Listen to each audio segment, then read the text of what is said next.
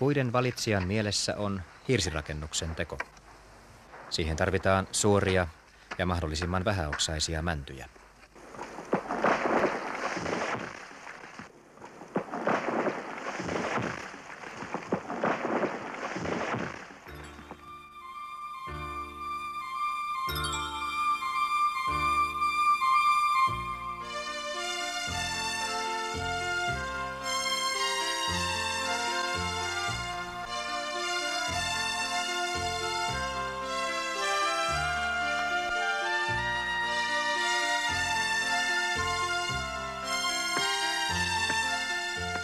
Sydäntalvella yläkuun aikana on rakennuspuut tavallisesti kaadettu. Tarkoituksena on tehdä pienehkö porstuakamarillinen tupa hirrestä perinteiseen tapaan. Rakennuspaikkana Suomenniemen Lyytikkälä Kaakkois-Suomessa.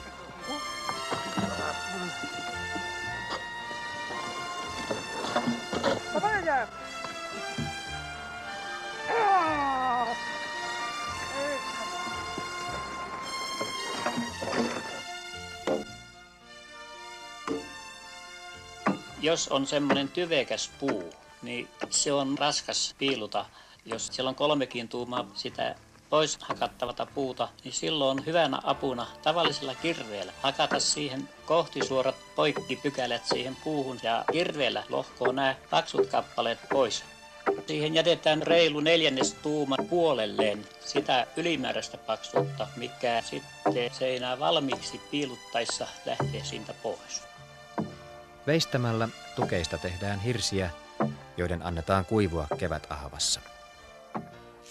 Tasaisen kuivumisen edistämiseksi veistämätön osa vuollaan puhtaaksi.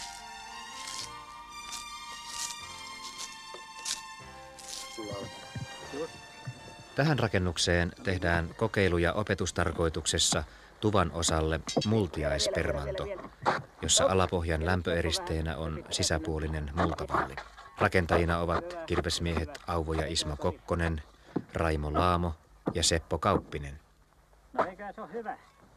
Lattian aluksen tuuletuskanavia varten on kiveykseen jätetty aukot, kissankolot. No nyt mitataan ristiin, näin päin tää nyt on. Miten liian vino? Sinne ulkonurkkamen sieltä ristikosta. Ristimittauksella tarkistetaan, että kulmat tulevat suorat. Hirsirakennuksessa jokaisen hirren alapinta veistetään alemman seinähirren mukaiseksi ja alin hirsi kiveyksen mukaiseksi. Nurkan tiiviyttä parantaa lämpölovi, jonka täytteeksi tulee tervarive.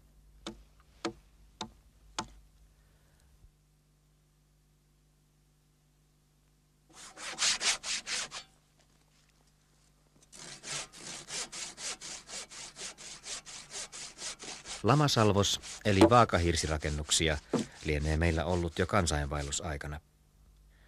Ainakin jo 1200-luvulla on ollut pyöreäpohjaisella salvoslovella niin sanotulla koirankaulanurkalla varustettuja pyöröhirsirakennuksia. Seinähirsiä alettiin veistää sisäpuolelta 1500-luvulla. Molemmin puolin veistetty seinähirsi, kuten tässä, on perua 1700-luvulta.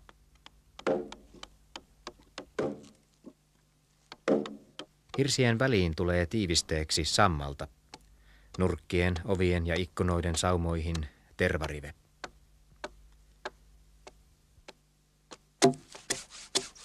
Seinän lujuutta lisätään sitomalla hirret toisiinsa vaarnoilla, jotka sijoitetaan hirsien läpiporattaviin reikiin. Käsivintilän koko on noin 1,5 tuumaa. Kun tämä tumpelitappi lyövää, niin on pidettävä huoli, että pohjaa jää painumisen varaa, ettei tapit jää kantamaan. Painumisen varaa pitää olla reilu tuuma seinän korkeusmetriä kohti.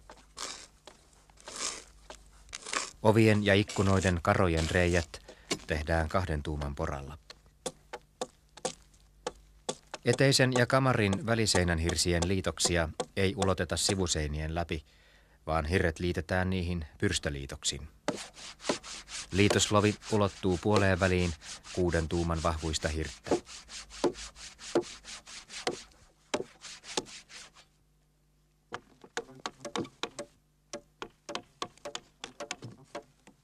Tähän rakennukseen tehtävällä pitkällä nurkalla on vastineensa 2 tämän talon rakennuksessa.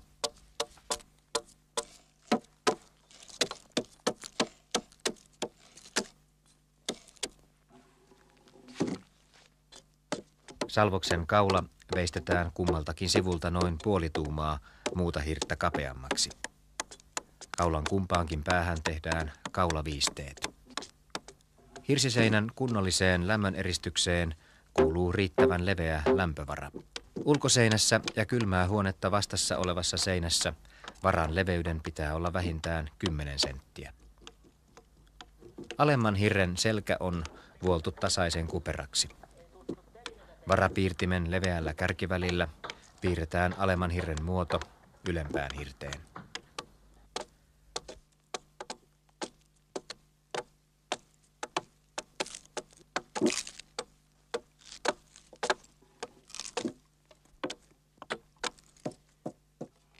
Työstettävä hirsi sidotaan paikoilleen seinämiehen välttämättömien apuvälineiden, hollihakojen eli hirsihakojen avulla. Varaus veistetään siten, että kouru on suoralappeinen.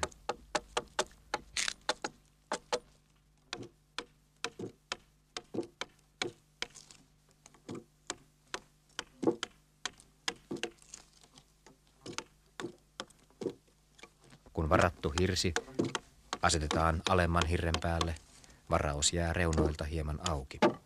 Sivuilta avoin varaus helpottaa hirsiseinän tiiviyttä lisäävän riveyksen panoa hirrenrakoihin. Seinissä on päästy ikkuna-aukkojen alareunan korkeudelle. Tässä rakennuksessa oven ja ikkunan yläreunat tulevat samalle korkeudelle. Ikkunan paikkaa lähdetään mittaamaan ovelta.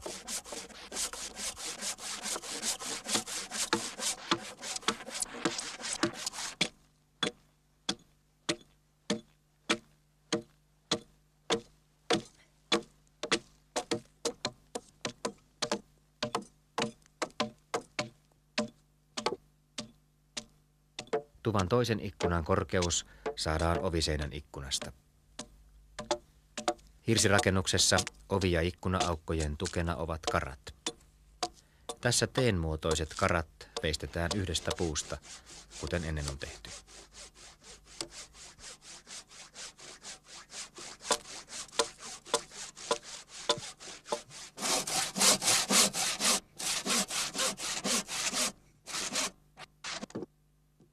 Seinähirsiksi on valittu suorasyiset täyspitkät puut.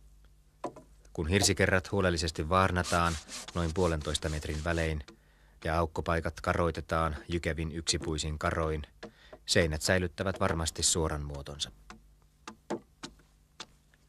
Muualla seinässä voidaan hirsiä liitoksin jatkaa, mutta kamanahirreksi on aina valittu täyspitkä tukeva suora puu, koska tätä hirttä, joka sitoo koko rakennusta, heikentää ikkuna-aukko. Karan päällepanossa on mahdollista tervariveen laitto karan koloon, johon ei myöhemmin päästä käsiksi. Karalankkua ei naulata kiinni, koska naulaus estää hirren painumisen. Ikkuna-aukon on oltava niin suuri, että kamanahirren ja ikkunan karmin väliin jää 2 tuuman suuruinen laskeutumisvara.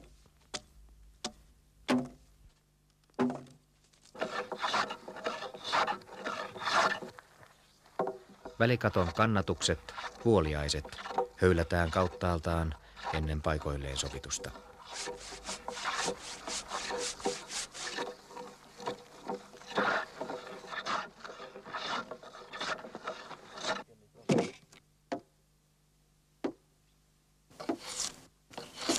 Nuo kantit siinä vetäminen puolupuukolla ja lopun oikaisun höylä.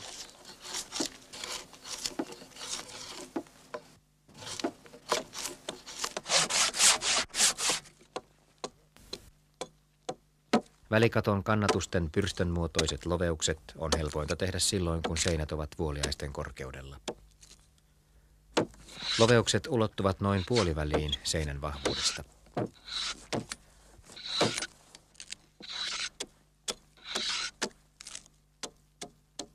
Vuoliaisen päähän veistetään kannatuskoloon tiiviisti menevä lohenpyrstö.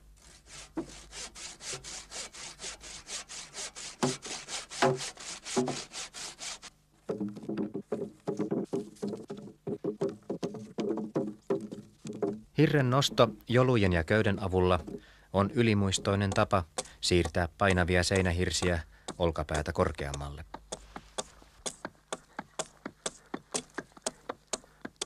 Tasakerran yläpuolelle tuleviin hirsiin tehdään myös varaus, vaikka seinän ei siellä tarvitse olla lämmönpitävä.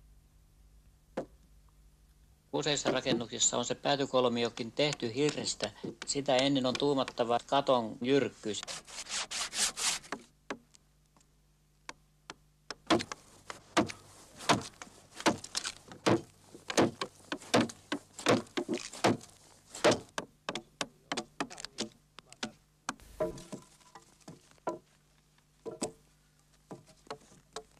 Mallikappaleella piirretään siihen sen lopullinen korkeus, vetään viiva ja sitä myöten vestetään se liika pois.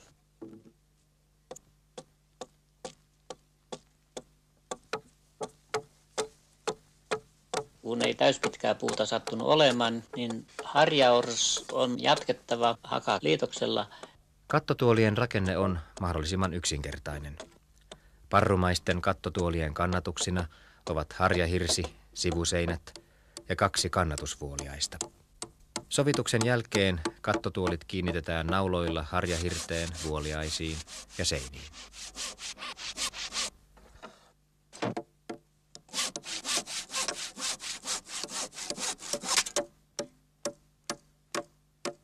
Päätykolmioiden ja väliseinän hirrenpäät veistetään kattotuolien tasalle. Harjaors tapitetaan sekä päistä että väliseinän kohdalta.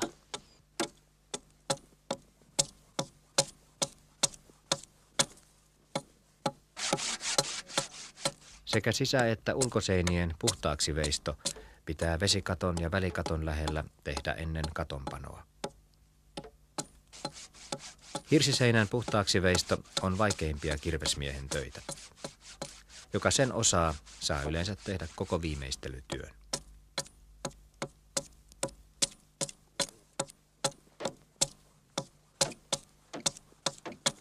Tammosen piilun varren silmä on tehty semmoinen, että varren irrottaminen ja takaisin laitto käy kätevästi ja silloin tämmöisellä kirveellä voi vestää sekä oikea että vasenkätisesti. Ainakaan nurkkaa ei voi vestää muuten kuin määrätyltä suunnalta.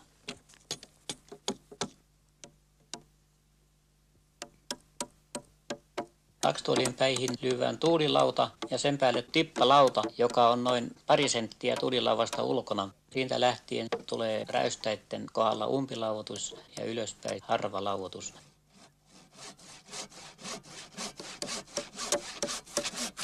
Nurkan pituus on hiukan pitempi kuin seinähirren paksuus. Jos on 6 tuumaa seinähirsi, silloin nurkkamen pituus on 7 tuumaa.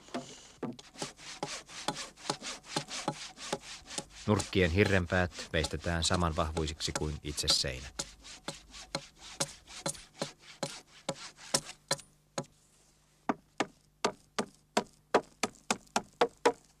Pärekaton teon alussa tarvitaan päreiden linjalaudan alle kannatuspäreet. Linjalauta asetetaan noin 3 senttiä tippalauvasta pitemmälle. Se on vesinokka sekin.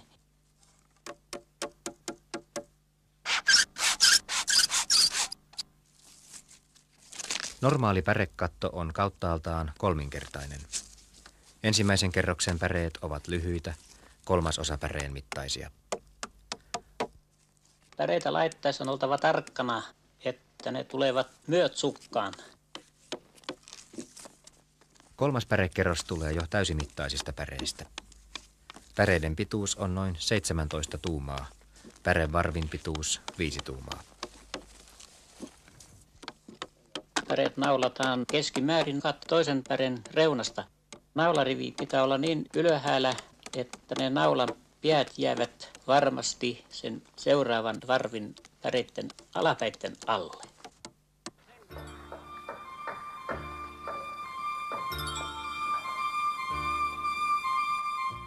Kunnollisista päreistä hyvin tehty katto voi kestää 4. vuosisadan.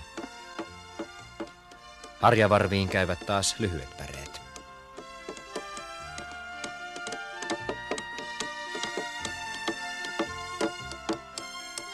Ensimmäiseksi pannut apupäreet katkaistaan viimeiseksi.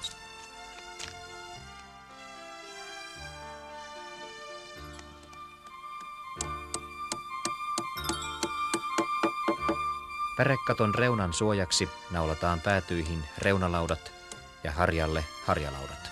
Semmoinen yleinen tapa on ollut, että viimeistään siinä vaiheessa, kun on harjalauta löyty paikalleen, niin alkaa harjannostajaisiin vietto.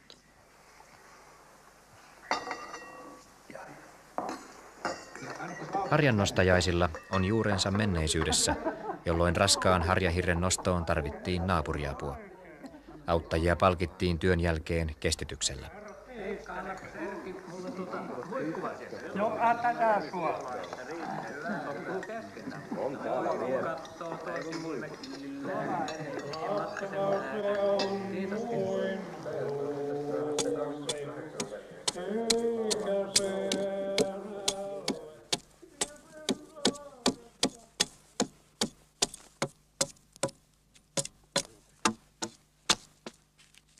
Tuvan lattian alle tulevan multiaispermannon hirsirakenteiden suojana on vanhastaan käytetty tuohta, joka kuivaa multaa vasten asetettuna suojaa hirttä pitkään lahoamiselta.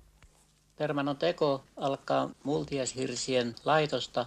Multiaishirret tulevat noin 70 senttiä ulkoseinästä sisäänpäin. Multiaispermannon kunnossa pysymisen elinehto on kunnollinen tuuletus. Kivistä ja tiilistä muuratut tuuletuskanavat pysyvät varmasti toimintakunnossa.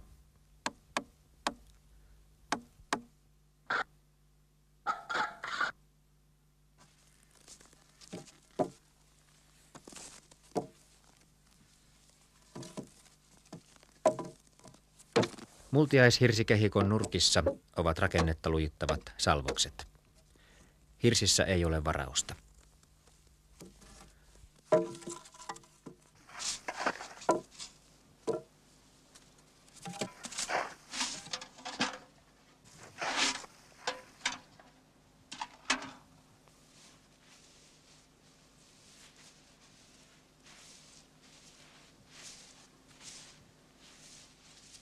Multiaishirsiin osittain tukeutuvat lattiavasat ovat rakennuksen poikittaissuuntaiset. Seinän ja lähinnä sitä olevan vasan väliin jää noin 5 tuuman levyinen täyttöaukko, jonka katteeksi tulee niin sanottu multiaislankku, joita on tuvan jokaisen 4 seinän vierellä. Multiaislankkujen aukoista voidaan täyttää mahdollisia multapohjaan tulleita vuotoja ja laskeumia. Multiaisten keskelle jää syvennys, jota on tämän tyyppisissä rakennuksissa voitu käyttää viileänä säilytystilana. Tuvan lattiaan tulee sille kohdalle luukku, josta päästään lattian alle.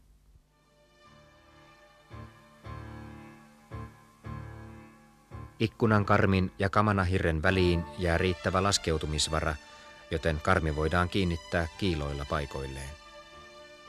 Seinän laskeutumisen vuoksi karmia ei voi naulata seinähirsiin, vaan korkeintaan ikkuna-aukon sivukaroihin.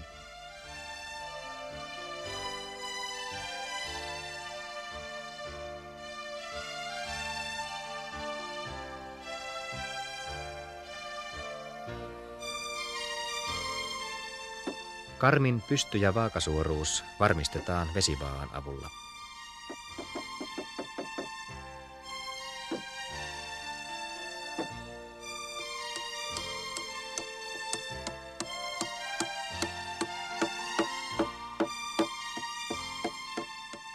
Hyväksytty asento varmistetaan nauloin. Päärakennuksessa valmiiksi lasitetut ja saranoidut pokat voidaan nyt asettaa paikoilleen. Karmin ja seinän väliin menee runsaasti tervarivettä, joka peittyy hirsitalojen leveiden vuorilautojen alle.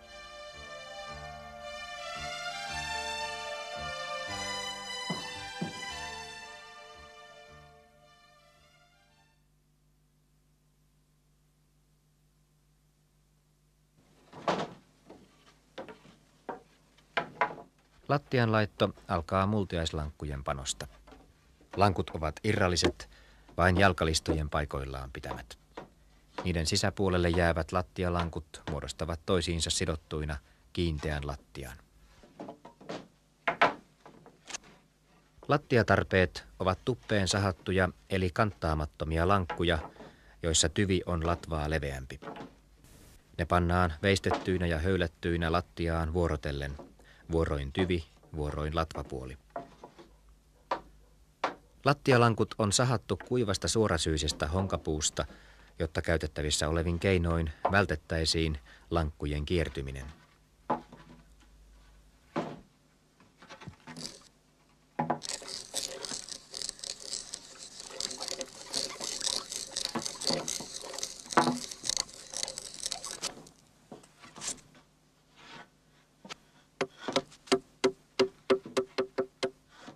Multiaislankkujen sisäpuolelle jäävät lattialankut sidotaan tapeilla kiinni toisiinsa yhtenäiseksi lautaksi. Leveästä lankusta tehty lattia aikaa myöten kuivui, sillä sitä ei nyt tehdessä ei ole minkään vertaa naulattu. Tiheä tapitus lujittaa lattiaa ja estää osaltaan lankkujen kiertymistä. Lämmitettävässä huoneessa lattialankut kuivuvat edelleen. Kuivunutta lattiaa vuoden parin päästä tiukattaessa siihen tavallisesti menee täytteeksi kapea lisälankku. Kiristäminen on helppo tehdä, jos lattiaa ei ole alun perin naulattu kiinni. Multiaispermannon jalkalistojen pitää olla tavallista tukevammat, koska niiden avulla sidotaan multiaislankut paikoilleen. Pienet epätasaisuudet poistetaan viimeistelyssä härkähöylällä.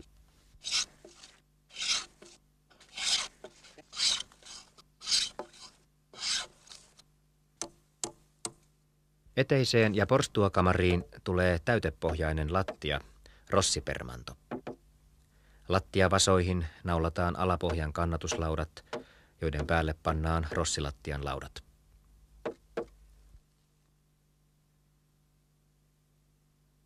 Täytteen alla on eristeenä tervapahvi, täytteenä kuiva sahanpuru.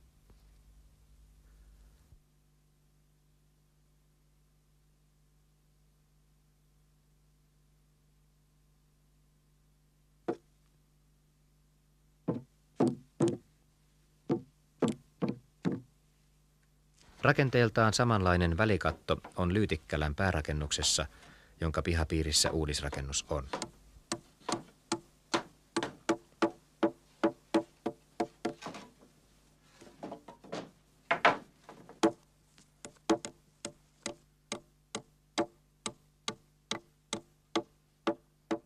Päällä siellä on levitetty tervapaperi ja lämpöeristeenä sahan puruva ja kutterilastua.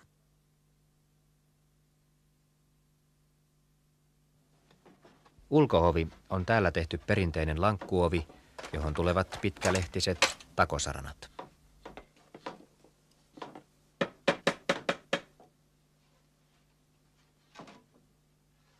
Perinteistä mallia olevat väliovet ja ikkunat on teetetty tätä rakennusta varten lähimmällä puusepällä.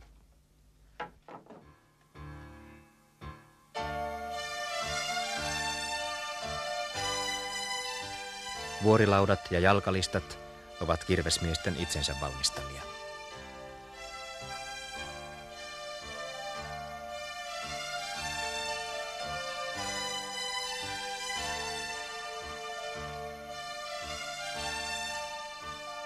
Uuden hirsirakennuksen teko perinteisenä kirvestyönä on ollut tekijöitään inspiroiva tehtävä ja samalla erinomainen tilaisuus kokeilla ja verestää kirvesmiestaitoa monilla jo eilispäivään kuuluvilla välineillä.